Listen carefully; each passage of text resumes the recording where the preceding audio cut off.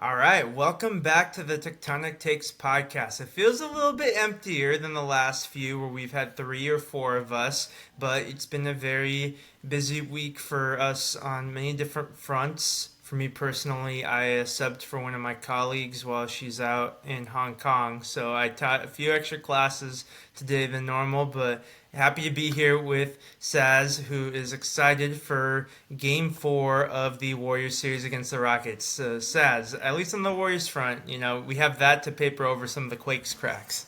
Yeah. I mean, not by much though. Like we are one Stephen Curry away from having two very similar teams.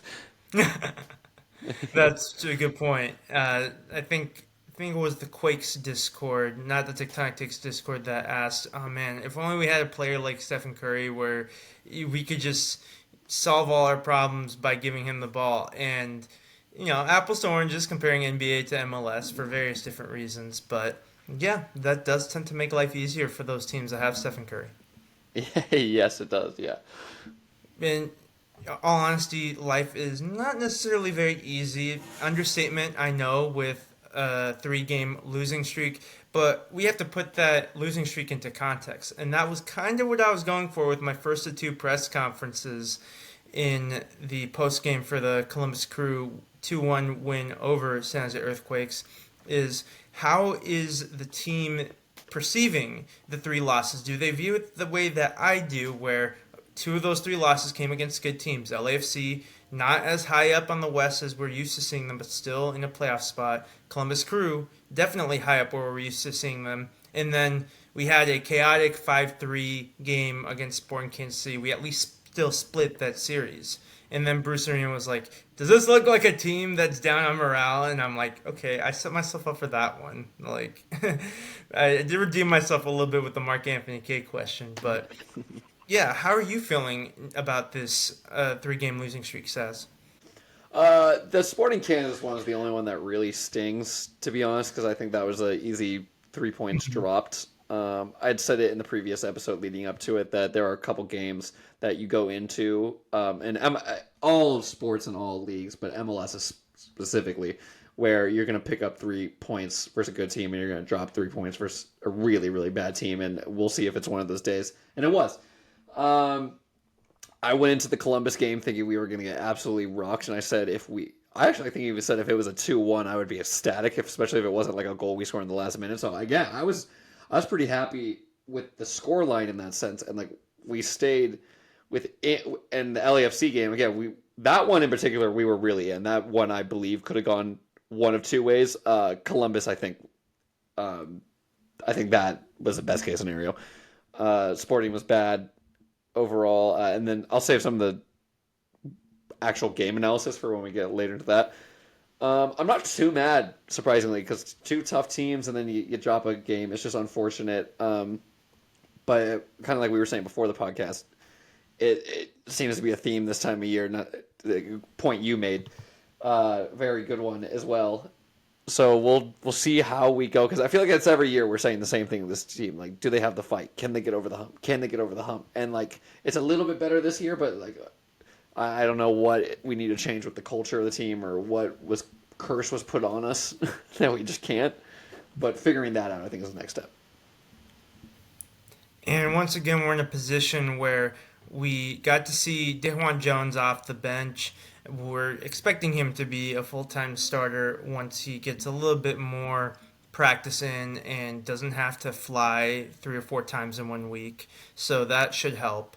But now we also have to find a way to fit Noel Buck into a midfield that has been more or less set when everyone's been healthy. So that's going to be interesting as well. And that does give yet another ace up Bruce Arena's sleeves. We know how good Noel Buck can be, but even in New England, he's a very young but talented player that you'd think would excel more in a team that's more established as an MLS playoff, MLS contending team. So if we're going to be relying heavily on him, that might be tough. But then again, there's been points where we've relied heavily on Nico Shakiris even, and he's been able to step up. So it just puts us in a position once again where May is the Quakes' September. While most MLS teams have their most important games in September and October leading into the playoffs. For the San Jose Earthquakes, once again, we're already figuring out what side of the crossroads we're going to be at. And my tectonic take trivia for you today says is it's a 50-50 chance. Is our next week-long break in between games either late May or early June? It's so funny. I was looking at our schedule before this because I go over to my girlfriend's during away games. So I believe it is June. Am I wrong in saying that? I'll answer the question the long way. So our next game after this is going to be Saturday, May 3rd against Portland Timbers at home. Hmm. 4 days after that, we have Sacramento Republic in the U.S. Open Cup. 3 days after that, we go to Colorado.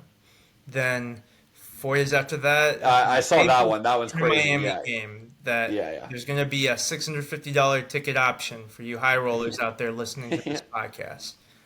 Then 3 days after that, we're gonna have the New England Revolution Yugi versus Joey duel. They're best friends. Yeah. That's gonna be a fun game. And then that's where the week break comes in. So it is late Okay. May. Yeah. So from the New England game on May 17th, that will give us a week off until Saturday, May 24th, hosting Houston Dynamo. And then we're back to another midweek game against LA Galaxy of all teams. Thanks, MLS scheduling people. Who thought that was a good idea?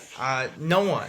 And then St. Louis after that. So that is, and this is assuming that we do beat Sacramento Republic, that there may be an additional game, which is a dangerous assumption, but we're guaranteed at least for 8 games. It could be 9 if we beat Sacramento Republic. So A Saz lot of is going to be travel in big. that time too. It's not even like it's home, home, home. It really is like a even disbursement. Um, so that's gonna be taxing. And I had said it in the previous episodes. I'm worried about starting everyone, and then I kind of took it back a little bit during our little group chat during the game of starting Chicho and Joseph because I'm worried about Joseph. And then Joseph comes forward, I'm like, maybe we should start Joseph because I was saying start Chicho, bring Joseph in. Joseph gets subbed off with hamstring tightness. I mean, it's gonna be bound to happen, right? To anyone, let alone someone with injury history, recent injury history. But just going through all of that and then going into summer and then going on that's when it really starts to come that late spree. I believe the first 2 weeks of June and the two previous weeks before that, we have like a 4 game streak of away games. Um, I do think it goes like Wednesday, Saturday, Friday, Sunday. It's like a really weird schedule for that, but it's going to be a testing couple of weeks. So bringing in those reinforcements is good. I will say Dewan Jones onto that point you brought in earlier. I was laughing to myself. I'm like, oh my god, he looks like an earthquake already. Like we're just sending him long balls. We're using his pace. Welcome back, Cade Cal. Welcome back, Cade Cal. Good, nice to have you back. Chance Cal scored a great goal for the town this weekend. Their third secret brother, Dwan Jones. Welcome back, First Columbus Crew. Noel Buck will be interesting. I still think I would hate it because I love seeing him play. I think Harks is maybe getting dropped. Maybe Noel Buck will be the sub, right? Because LaRue's been doing great too. Um, Yeah, there's Hernan no should clear be coming answer. back. Yeah, exactly. And Hernan is expected to be coming back anytime now.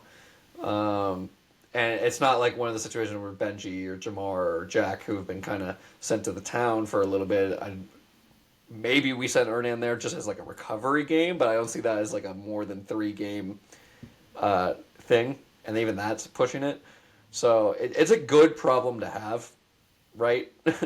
It's just trying to piece it all together. Yep, and it's no secret that the first game after this quote unquote influx of first team players gets an opportunity to get some minutes in the town. They win their first game of the season. And in Quakes fashion, the few games that we have won this season, 3 out of the 4 collectively with the town and the Quakes, they win big. So at the very least, we have that to celebrate. Yes, yes. All right. So Let's talk about the crew lineup. So Patrick Schulte in goal. They had back four of Farsi, Moreira, Adamson, and Arfson. And then a midfield three of Zawadzki, Darlington Nagby, and Dylan Chambeau. And then their front three was Diego Rossi, Jason Russell Rowe, Daniel Gazdag. And notable players on the bench included AZ Jackson and Derek Jones. A lot of interesting players to talk about. Obviously, Patrick Schulte, he's been in U.S. men's national team conversations partially because the goalkeeper spot remains a problem, but also because he is a good option to have there. But we have to start with Max Arfson. So I'll let you Dude, take it away, Saz. yeah, I went to like a solid amount, not like a lot of them, I'll be honest, like, but I went to like a decent handful of games, like I'd say like the back half of them at least, um, of what was then Quakes 2 when Max was on it. He looks like he's playing the same exact way he was against these MLS Next guys. Now he was further up for us, but you just watch every play he's running down, cut in and weave in, finding a pass, and that's going to lead to a later point I have. And you just constantly are thinking, what could have been? What could have been? And it's like, oh, well, we have Wando as a striker. Why would we bring him in? We have Benji coming through. We have this. And now look, he's a wingback. He like clearly adaptable and a star kid. U.S. men's national team camp. I mean, Matt, it hurts. This one hurts more than Diego Luna to me because it's like you watch Diego Luna, you're like, dude, this kid is unreal. Like I can't believe he was in your academy 3 years away. I watched Max for like half a season in person, not even on like television, in person. Would talk to him a bit after the games, or rarely. I'm not gonna act like best friends with him, but and just to see us fumble that bag is so painstaking. I made this comment in our group chat during the game, and I stand by it. Similar formation to us. They look like a professional team, and we look like the academy team trying to run the same system. Like, and I know we have some really high hitters on the team: Chicho, Joseph, you name it, Daniel. Right, Daniel, I think might be the only one truly far and above. Joseph was actually great too, but Espinosa, you go on the list, right? But they played so good. The 2-1 is not a reflection of like the standard of the two teams because if you just look defensively, they would fall into a line. They had their marking points there at their trapping points. They would cut the gaps in between. It looked organized. It looked like a drill. It looked like textbook what you're trying to do. And then they found it in the corner. And then they would, when they got the ball, they would try and build through it. Darlington Abbey would actually get the ball and turn and go. And then here's the big difference. Just like us, they send it down the wing. They send it to their fast wingers. When the wingers get the ball on the wing, then the runners come in. The winger picks his head up, picks someone out, and passes it directly to them, right? Or they can build through the middle a couple times. Us, on the other hand, our defense is, oh shit, they're on attack. Oh god, sprint back, go tackle. Oh god, I missed the tackle. Run back. Daniel, please. Daniel, please. Daniel, please. Thank God, Daniel. Okay, offense. Espinoza, yeet! And then just pray. And then when Espinoza gets the ball, I love him, right? I love SP. Like, and I want him more central, but whatever, maybe he gets the ball. All right, and in the wing, all right, good luck, y'all. And then just sends it as hard as he can in. And it's just those little differences in quality. Columbus would run to the ball. They would step to the ball. They would press together. They would find the spaces. They would watch the late runners. We were 50% of everything they did, and they got the fine details. And that's why they've only have one loss. I think the commentators were saying it was something crazy. Like, so I think that's my take from seeing that. Yeah, I think that the simple things they were just able to do that so well, and it is frustrating because this is not something that we ask for a whole lot from these players, and they are capable of doing them against maybe some of the lower ranked teams in MLS. And yeah, Columbus Crew, they're one of the best teams, so it's going to be tough to beat them.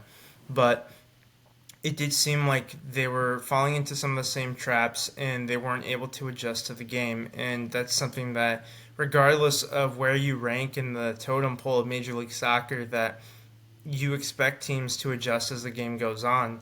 And for our player of the match, it definitely would be Max Arfson. And, you know, he has the Quakes blood. You know, we'll give him the flowers there.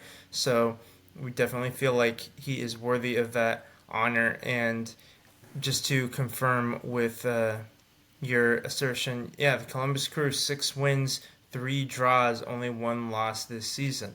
And the difference is that they drew 3 times versus Cincinnati 7-1-2. So that puts Cincinnati 1 point ahead of them. And the only other team that's higher than that is, of course, Vancouver Whitecaps, who have had a terrific start to their season, as well as the CONCACAF Champions Cup run. So those are the caliber of teams that we're talking about. And when you think about those 3 teams, Cincinnati, Columbus, and Vancouver Whitecaps, Columbus in particular, because they've done it for longer, but they've been the exemplars of how to construct an MLS roster if you are not in LA, New York, or Florida. Like, and maybe Atlanta. Like, that is the blueprint there. And they've been making some shrewd decisions in how they built their roster. And similarly to the frustration that we probably feel with how Max Arfson slipped through the cracks here at the Quakes, I don't think that compares much to how Philadelphia Union fans feel, because we got to see Daniel Gazdag in action in this Columbus Crew lineup, and that left side of Amundsen and Gazdag, it seemed pretty effective, even though at times Gazdag was operating more as like a center attacking midfielder, and that left Rossi and Jason Russell Rowe as like a strike partnership. I think that even when he doesn't have a goal or assist, like he seemed to have almost every game he played for Philadelphia Union, that he's having an impact on this team and in the way that they will control the midfield. And it's very balanced because now Darlington Nagbe is not the only workhorse, do it all midfielder in that setup. Dylan Chambeau was covering a lot of ground too. He was covering just as much ground for the Crew as Bolaroo was for the Quakes. Like, they were both covering every blade of grass. And this is just a very smartly constructed roster that has a lot of depth, even if their bench doesn't have the biggest standout names, that they've gotten pretty younger in their bench as well. The Aside from Evan Bush, all their bench options were in their 20s, and they seem like they're buying into the system of Wilfred Nancy, and he expects a lot from players. He wants players to work hard off the ball, and he has a lineup full of guys that do that. So that is what all the other teams outside of those big markets aspire to have in Major League Soccer, and it is impressive, if not a bit envious. Yeah, and I don't even know if it's I don't know who to blame at this point because like we've had some of these players for a long time. We've had 18,000 different coaches in the last however many seasons.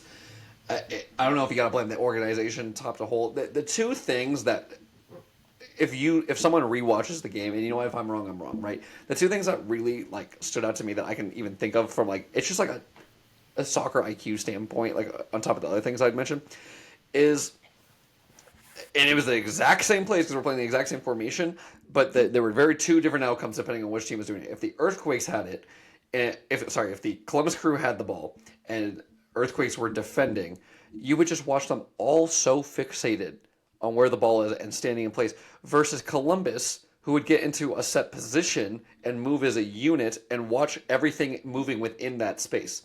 And then from an offensive standpoint, and this is one that was killing me.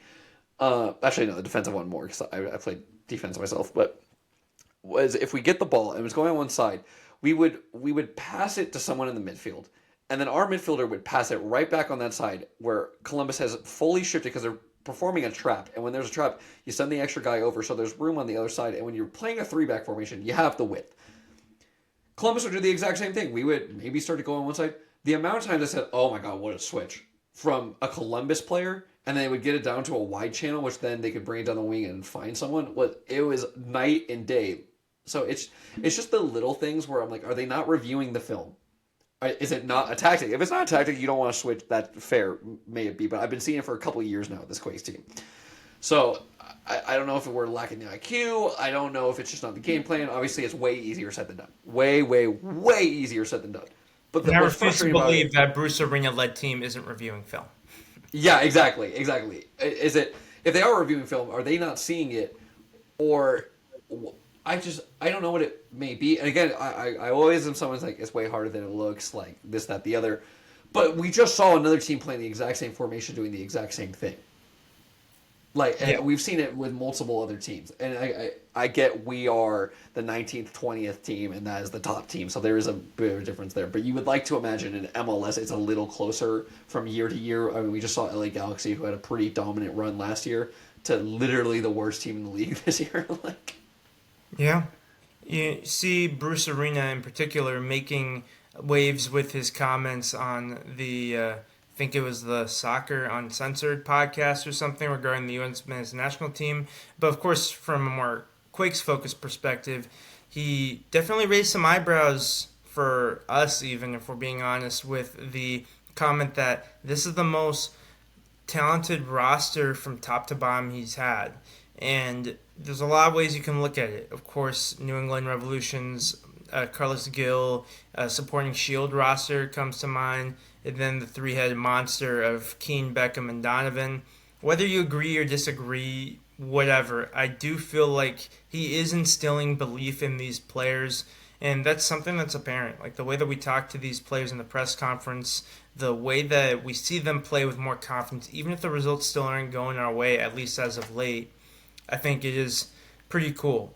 Now, I think that it may be a stretch, but this is a very talented roster, which is why it is a little perplexing why they haven't been playing as well now as they have been earlier in the season. But this still is a work in progress. Like, if we were told that this was going to be our points haul at this point of the season going into May, knowing how disastrous last season was, we would have taken this so far. But because we started off a lot better, because we had a few big wins in there, that now the expectations have shifted.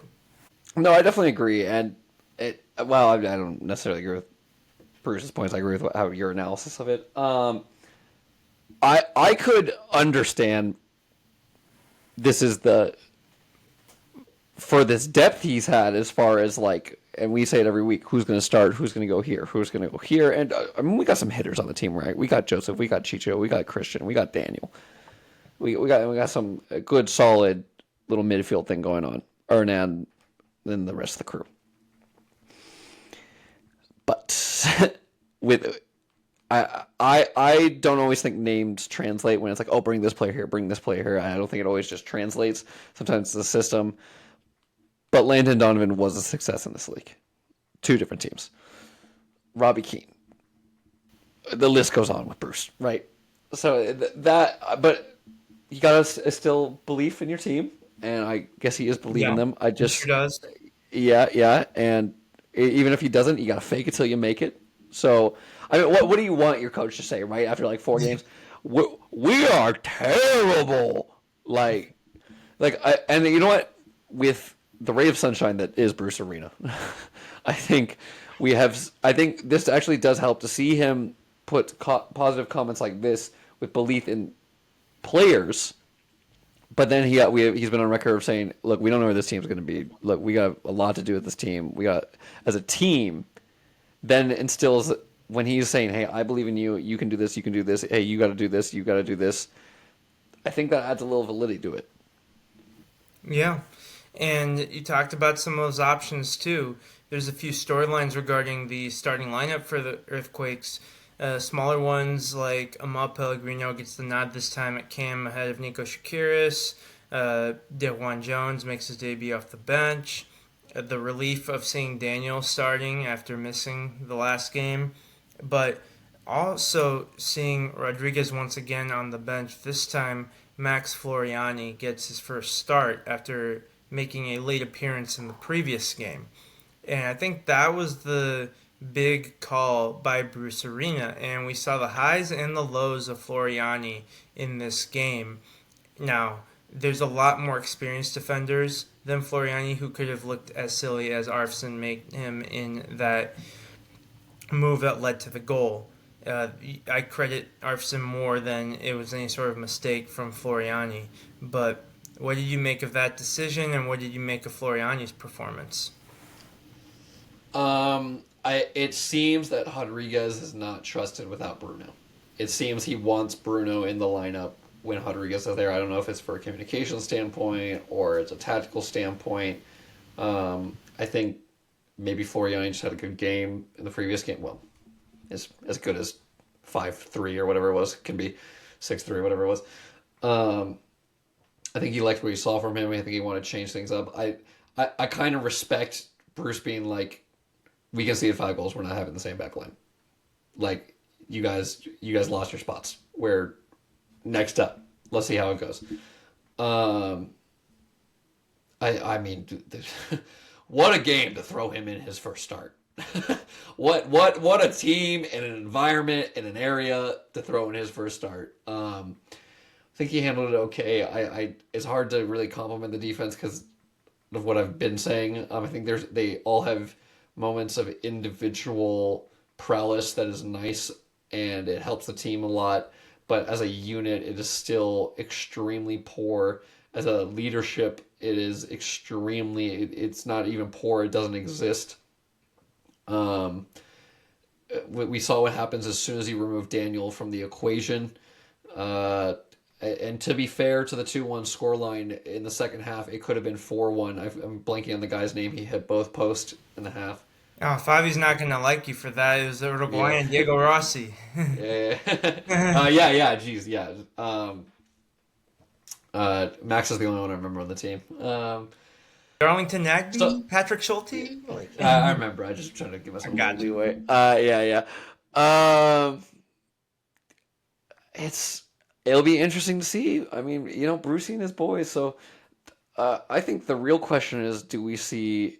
I mean, we didn't even see Noel Buck in the 18, I believe. I would imagine it's something you said, Dwan Jones is going to be in the starting lineup. I would also imagine that. I think backline might change one or two depending on some injuries, and then maybe Pellegrino for Hernan. I like the idea of Pellegrino up there, the hold up play, whatever it may be. It could have been good against this team. Nico Jacaris also has some reoccurring injury issues, so maybe he was feeling a little sore and couldn't make it, whatever it may be. Um, it's tough to fully gauge, though. Right, and there is still some optimism to think about what this best starting 11 might look like if we're thinking it's going to be Daniel, of course, Wilson, Romney, and third center back. And then you have some combination of Costa and Jones if you want to play one a little bit in their not preferred side, or if Espinoza remains that right midfield role. And then the midfield with potentially LaRue, Buck, Hernan Lopez, and then Martinez and Arango. There is some upside there. There's some players missing in action that will definitely improve this team. And we saw some of that possibility in that combination with Joseph Martinez chipping Patrick Schulte after Bo LaRue made that incredible pass. By far the highlight of the game for the Earthquakes. Yeah, I mean, what a ball from LaRue. There was a fan edit that got made of the Quakes post. It was really sick. I forget who made it, so sorry about that, but that was really cool. Yeah, I mean, it's just so great to see the young kid have promise. But I mean, how many times did we say that, right? We said it about Nico. We said it about Cade. We said it about uh, this, that, the other, right? So um, it is very exciting though because the composure he brings is the one thing I think has separated him from other young stars we have had. Yeah, and this was another quality performance from Bo LaRue. He had a great game. He logged 74 minutes. Second half, it seemed like a lot of the chances were falling onto Judd. He had a couple good opportunities. He showcased his speed. It got the commentators' plaudits there, and that is something that he does bring. And then there was that one big chance where it could have at least been a 2-2 scoreline. So Arango found Buda with a great ball. Buda took way too long to sort his feet out then, but then 2 minutes later, it looked like Buda and Kay were crashing the box, and they combined to score, but it was ruled a Buda handball. So the argument that Mark Anthony Kay provided in the press conference was he thought that one of the crew players uh, were hitting the ball that it hit Buda's hand from there, or that where was Buddha supposed to go is the other argument that I was thinking of. It was just a bit of a chaotic play because there were so many bodies in that net area that you couldn't really make out what was going on initially. But what a smash and grab point this could have been if somehow that went our way. What did you think of that chaos? No, for real. We'll start with the Judd comments. I think it was a bit of a regression back to what we had been seeing because I feel like the previous two games we were all kind of like, "Whoa, Preston, we're sorry for anything we had said previously." This was back to what we had been seeing from him. I think there were one or two chances either he didn't score or you would have felt if someone else was in that position they would have took it down a little bit better. One thing I will say in his defense, there was one where Bo LaRue went through and he tried curling it wide when Preston Judd was a square ball 5 yards away, which then would have been a tap into the bottom corner. So there's also that side of the coin. He does find himself in good positions, and his pace, his pressure he puts on the ball is nice. Um, yeah, the Buddha situation's it's I'm exhausted talking about it every week. I feel like it's something like it's like oh, this didn't go our way or this does. It was unfortunate. Yeah, I think Mark Anthony K brings up some good points. And the day it was a handball. Yeah, what a smash and grab it would have been. Especially would have been feeling great after we dropped them versus Sporting Kansas. And I just want to see, and what I was saying earlier, getting over the hump. And I said that there's a little bit more fight in this team than I've seen in maybe the past year or two. But it used to be Goonies never say die. We used to be the like comeback kids.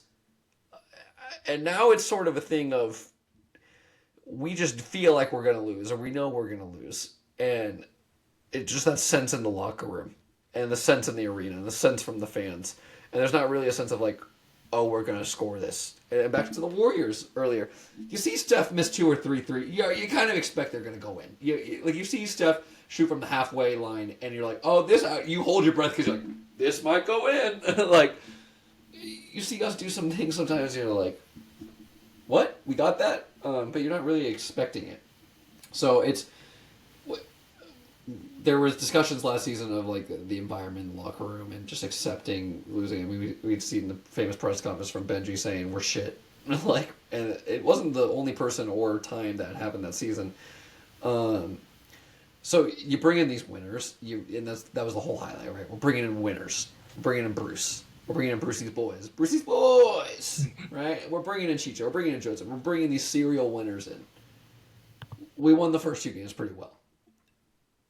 All is fine and dandy when you're up. When the chips are down, though, how can we respond? How can we find? I would love to just see one game and hope it propels the momentum so we could be like, hey, here's how we did it. Here's how we do it. This is what we do. This is our team, and this is how we deal with it.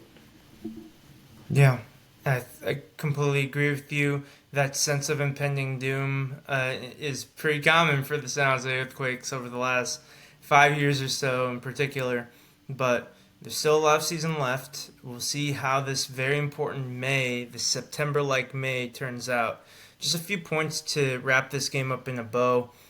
The most impactful sub ended up being AZ Jackson in the way that he killed the game off at the end. I think he shaved 1 or 2 minutes battling Daniel Muni in that corner.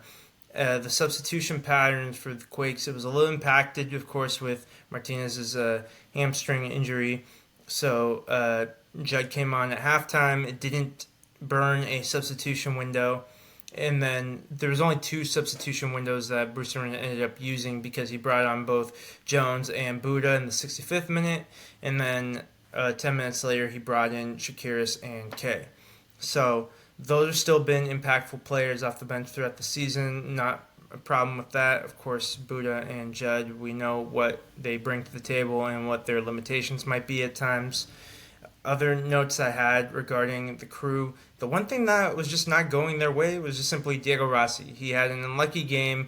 It could have been unlucky for Chambeau too with a hospital ball sent to him. That was one of the more memorable commentary lines I got there. And then just the entire midfield three, that was the tail of the tape. Not just Nagby and Chambeau, of course, but Zawadzki, he had that goal that put Crew up 1-0, and he just filled in anywhere else. He was a jack of all trades there, too. And the most important stat of this game, and I brought it up to Mark Anthony Kay, was not just that they had more possession, but their passing accuracy was 10% higher with a larger volume. You can't have both. You can have less passes than the opposition, but you better pass more accurately. You can have more passes than the opposition. You can afford to be less accurate. But when you have less passes and you're less accurate, that's why it was a tidal wave of yellow and black for 90 minutes. Yeah, I'm a firm believer in stats don't tell the game.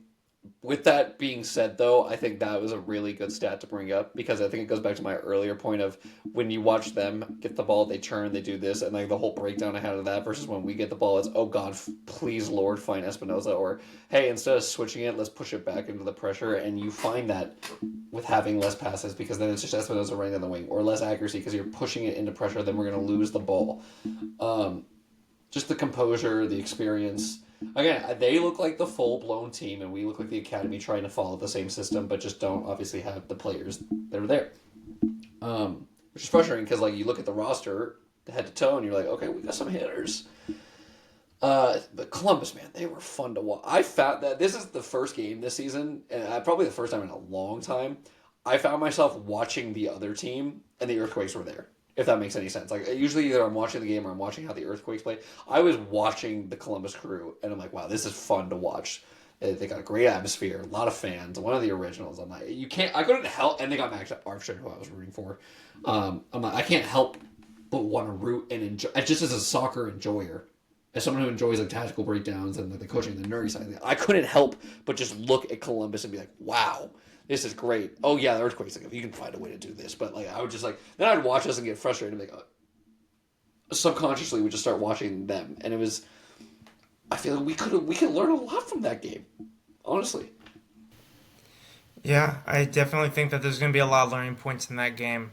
We're going to wrap things up in a little bit because we do have to go soon. So this will be a little bit of a shorter episode than the last few weeks, but we will talk briefly about the Portland Timbers game. And the Pacific Northwest has definitely victimized some of the Bay Area teams lately. The Roots got knocked out of the U.S. Open Cup by Tacoma Defiance, who was going to be Portland Timbers' next opponent. And then they lost in the Jägermeister Cup to Spokane Velocity. So now we have another Northwest opponent, this time for the San Jose Earthquakes. And Portland Timbers are currently second in Major League Soccer. They're only 5 points off Vancouver. They beat the Galaxy 4-2, which was enjoyable. But there's not a lot of weaknesses to exploit in this lineup. Just looking at their core of center backs, goalkeeper, and one of their defensive midfielder. They have an Ecuadorian international defensive midfielder. They have two Canadian internationals, one center back and a goalkeeper. And they have a New Zealand international, 21 years old. Either of their fullbacks are both 22-year-old Colombians. It seems like Diego Chara just hits up the family phone book and continues to recruit there. And they have not the Anthony from Real Betis, but another really good Anthony as a winger. And their big acquisition within Major League Soccer was 20-year-old Venezuelan striker Kevin Kelsey. His loan expired from his time at FC Cincinnati, but now he's a Portland Timbers. So this is a very dangerous team. Their entire front four got goal contributions. Anthony got a hat trick of assists. Off the bench, we had Jonathan Rodriguez, the old man of the group, 31 years old from Uruguay. He played 20 minutes, but he was able to get a goal right away. So if we're not careful, this could be another 5-3 game, and the Quakes are going to have their hands full. But the saving grace is I don't think it's going to be much of a possession disparity in this one. Yeah, I've been on record to call this league the rock paper scissors league, where it's like it doesn't matter how good or bad your team is doing. There's like one or two teams that no matter what you do, you are losing or you are beating them, and it just we are paper and they are scissors. We are Yes. paper, they are or we are Especially in rock paper. Province Park. Yeah, yes, especially. So hearing they're having a great run isn't too too ensuring. I would say the only tactical weakness they have there is Phil Neville. Yeah. Yeah, that would be the only tactical weakness they have. But other than that, yeah, it's going to be. I think it's just one of those ones where you hope Joseph or Chicho get a ball through and they get it. Honestly, at this point, I hope it's Joseph because he's been really clinical. Gets the ball early through, and we can maybe somehow catch them off guard early and just upset the momentum. I think that's our best bet. Yeah.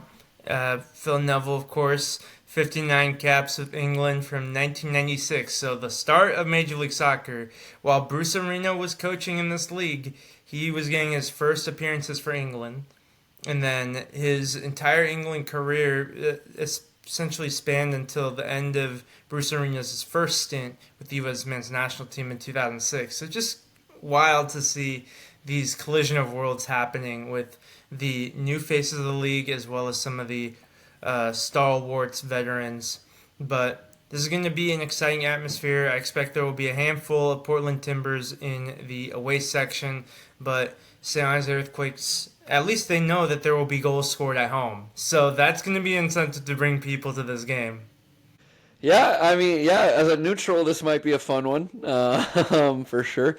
I think it's a fun game in the sense of like if we're kind of going into it with this mindset and like just kind of hoping like we don't get absolutely thrashed. I think as long as we put in a performance and we don't get thrashed, I honestly think we walk away being like that was a fun game.